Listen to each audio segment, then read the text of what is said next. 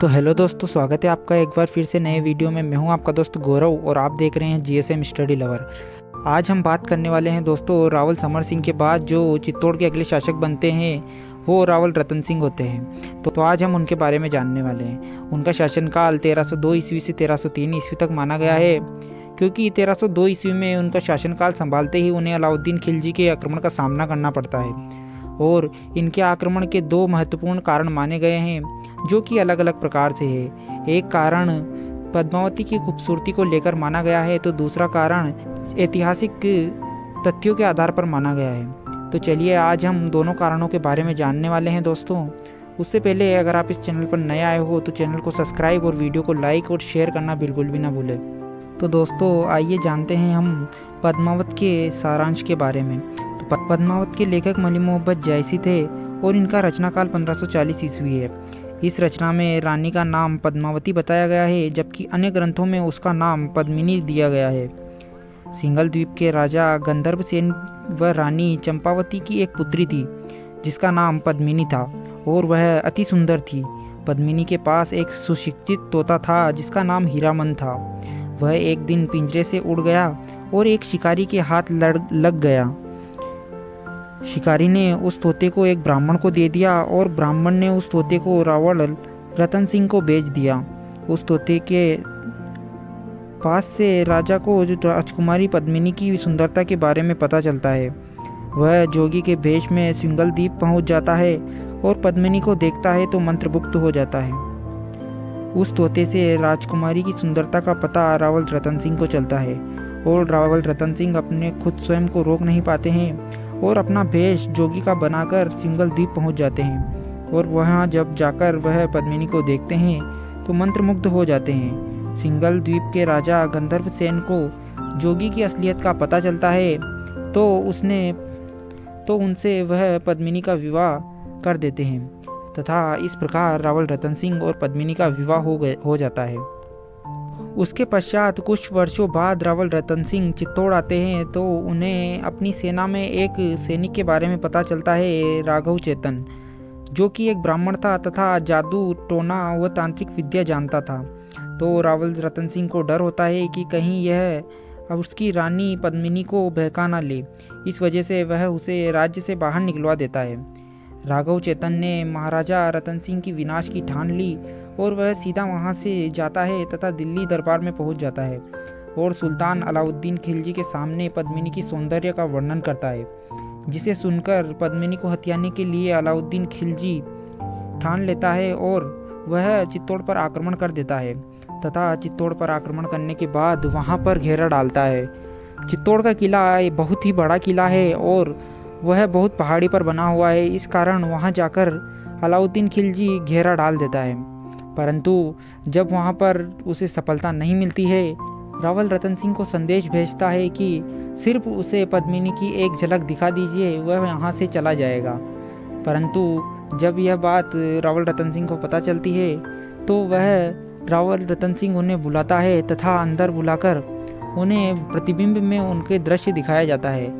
और अलाउद्दीन खिलजी जब वहाँ से बाहर जाता है उस समय वह वापस रावल रतन सिंह को लेकर जाता है, क्योंकि अब उनकी संधि हो चुकी थी। इस प्रकार रावल रतन सिंह अलाउद्दीन खिलजी को बाहर छोड़ने जाते हैं। परंतु अलाउद्दीन खिलजी एक धोखेबाज किस्म का आदमी था। उसने बाहर जाते ही रावल रतन सिंह को बंदी बना लिया और वहाँ पर जाने के बाद उसने संदेश भिजवाया कि अगर रावल रतन सिंह चाहिए तो पद्मिनी को बाहर भेज दो और रावल रतन सिंह को ले जाओ। परंतु जब यह संदेश रानी पद्मिनी के पास पहुंचता है कि रावल रतन सिंह को बंदी बना लिया गया है और वो उनकी मांग है कि रानी पद्मिनी को वहां पर भेजा जाएगा तभी रावल रतन सिंह को छोड़ा जाएगा, तो वह वहां से वापस अलाउद्दीन खिलजी के पास संदेश भेजती है कि वह आने के लिए तैयार है, परंतु उनके साथ उनकी दासियां भी आएंगी। इसके बाद किले के अंदर से 1600 पालकियां सजाई गई और उसमें पहली पालकी में रानी पद्मिनी बैठी तथा अन्य सभी पालकियों में पुरुष स्त्रियों के कपड़े पहनकर बैठ गए। और सारी पालकियां जब वहां पहुंचने के बाद उन्हें कहा गया कि एक बार रानी पद्मिनी रावल रतन सिंह से मिलना चाहती है, उसके बाद यहीं रुक जाएंगी। तो अलाउद्दीन खिलजी ने उन्हें मिलने की आज्ञा दी और जब रानी पद्मिनी रावल रतन सिंह के पास पहुंचती है तो वह कहा जाता है जितनी सुंदर थी उतनी ही वीर और पराक्रमी भी थी। उन्होंने वहां पर खड़े 8-10 सैनिकों को मारकर रावल रतन सिंह को छुड़ाया तथा वहां से लेकर वापस किले के अंदर आ गई। और उस समय गोरा और बादल और जो 1600 पालकियों में सैनिक थे वह सभी वहां युद्ध करने लग गए। इस युद्ध में गोरा युद्ध करते हुए वीर गति को प्राप्त हुआ तथा बादल अन्य सैनिकों के साथ किले के अंदर आ गया और किले का द्वार बंद कर लिया गया। इसके बाद 8 महीने तक वहां अलाउद्दीन खिलजी का घेरा डला रहा। इसके बाद धीरे धीरे किले के अंदर की खाद्य सामग्री खत्म होने लग गई और इस प्रकार रावल रतन सिंह परेशान होकर रावल रतन सिंह के पास अब सिर्फ 2 ही रास्ते बचते हैं कि या तो वह आत्मसमर्पण कर दे या फिर युद्ध में लड़ते हुए वीर गति को प्राप्त हो जाए, क्योंकि उन्हें साफ साफ दिखाई दे रहा था कि अलाउद्दीन की सेना के सामने वह नहीं टिक पाएंगे।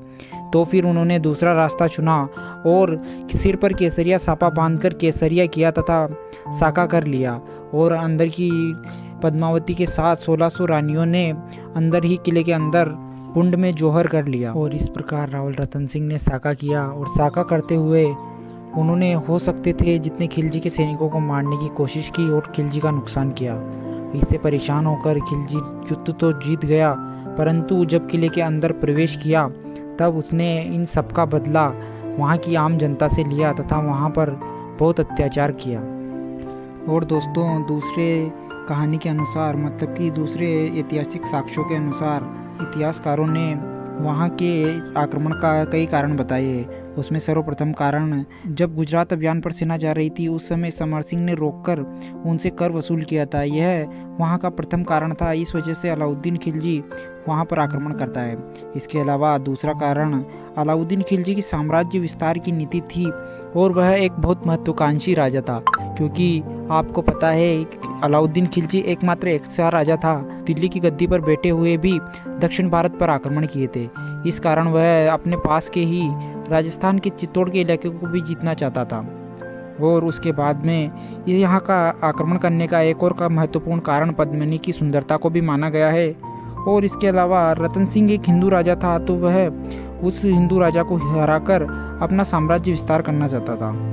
इसके अलावा चित्तौड़ दुर्ग का सामरिक दृष्टि से भी बहुत महत्वपूर्ण माना गया है, क्योंकि यहाँ पर प्रथम तो यहाँ का किला जो है वो है एक पहाड़ी पर बना हुआ है तथा दूसरा इस किले के अंदर ही खेती की जा सकती है तथा अन्य मलच्छों के आक्रमण से बचने के उपाय भी यहीं पर था, क्योंकि उस समय भारत पर अन्य मलेच्छों के आक्रमण भी होने लग गए थे।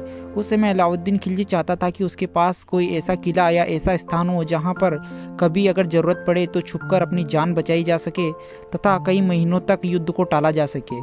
तो उसे यहाँ पर सबसे अच्छा और सुरक्षित किला चित्तौड़ का किला ही नज़र आ रहा था।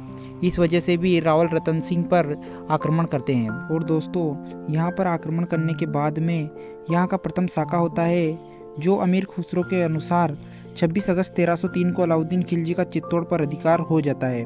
तब अलाउद्दीन दुर्ग में पहुँचता है तो उसे वह पाता है कि पद्मिनी और 1600 स्त्रियों ने एक साथ भस्म हो चुकी हो और उनके कक्ष सूने पड़े हुए हैं। किले के चारों ओर आग और राख के ढेर दिखाई देते हैं। इससे दुखी होकर वह शाही सेना का विनाश देखकर बहुत क्रोधित होता है तथा वहाँ की आम जनता को 30,000 आम जनता का कत्लेआम का आदेश दे देता है। उसके बाद वहाँ पर किले को जीतने के बाद वह खिजरखां को चित्तौड़ का अगला शासक नियुक्त करता है और चित्तौड़ का नाम बदल कर खिजराबाद कर देता है। और दोस्तों, इन सब युद्ध का वर्णन हमें अलाउद्दीन के जो 7 अमीर खुसरो था उसकी पुस्तक तारीख ए अलाई खजाइन उल फुतूह में किया गया है। तो दोस्तों, यह तो इतिहासकारों के अनुसार जो माना जाने वाला तथ्य है यह। दोस्तों, आपको इसमें से क्या हकीकत लगती है तो आप कमेंट में अपनी राय ज़रूर दें, और वीडियो पसंद आया हो तो वीडियो को लाइक और शेयर करना बिल्कुल भी ना भूलें दोस्तों। तो मिलते हैं अगली वीडियो में, तब तक के लिए जय हिंद जय भारत।